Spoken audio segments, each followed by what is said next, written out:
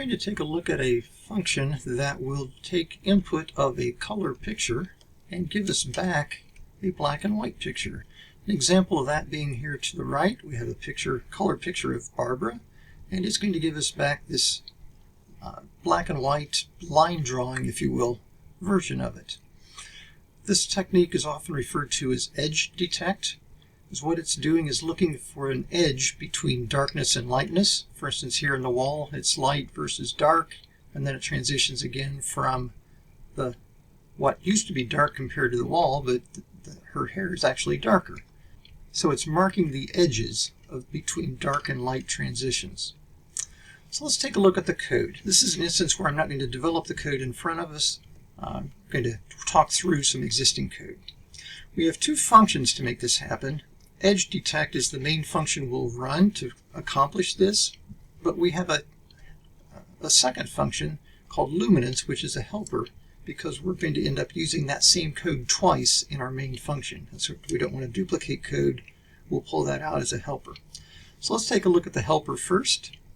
It's given a pixel, and its sole purpose is to determine how bright the pixel is. And so to do that, it's going to get the red, green, and blue values of that pixel, add them together, and divide it by 3. So it's getting the average brightness, if you will. That's how bright red, how bright green, how bright blue. Let's average those 3. Notice we're using the integer division because we want it to return an integer value so that we can use that later for comparison purposes.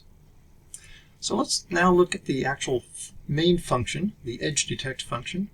It's being given a picture, so it has input parameter, and what we give it from outside needs to be a picture. It's going to process or iterate through all of the pixels, the standard get pixel and get pixels of picture type thing we've seen before. It's making use of the get x and get y functions to get the coordinates of the pixel that we're working with.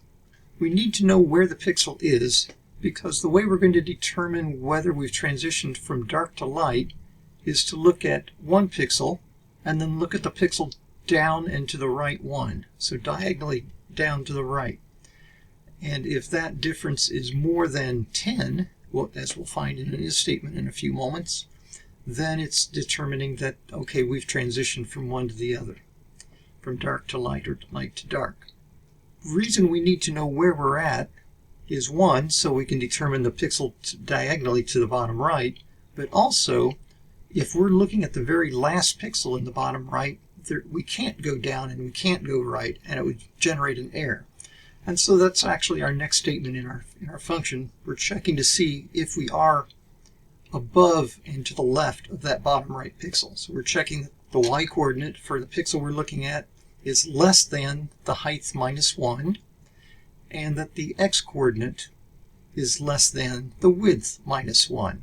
So we're just making sure we're not in the bottom right corner.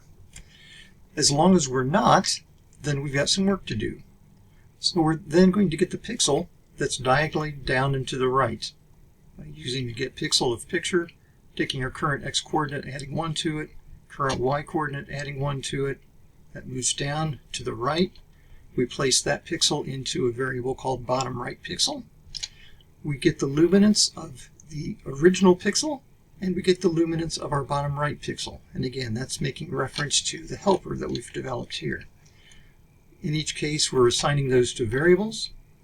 We then need to look to see if those two values are enough of a difference that we think we're transitioning from light to dark or dark to light. So we take bottom right luminance and subtract this luminance. This luminance being the pixel that we're working with. And if the absolute value, ABS, if the absolute value of that difference is more than 10, then we're going to say, yes, we've transitioned from a dark to light or light to dark. Let's set this pixel to black.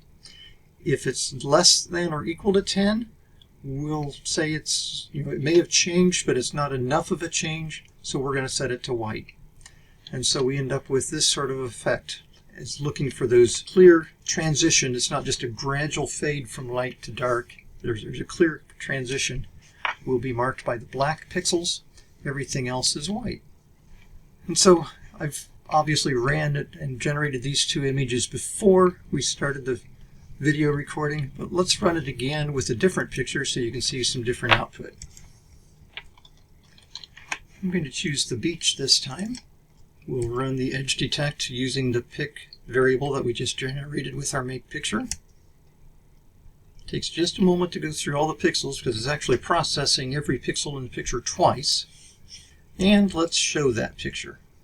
It opened off screen. Let me drag it in.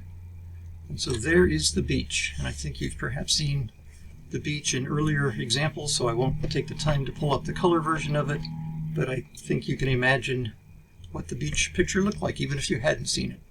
I think in some respects the beach comes out a little clearer than what the picture of Barbara did, but that's just a function of how clear the transitions from black to white, or from dark to light rather, were in the original. So take some time to look through the code, make sure it makes sense. If you do have questions, think about it a little bit more. If you still have questions after that, reach out to me and let's talk. We'll see you in class.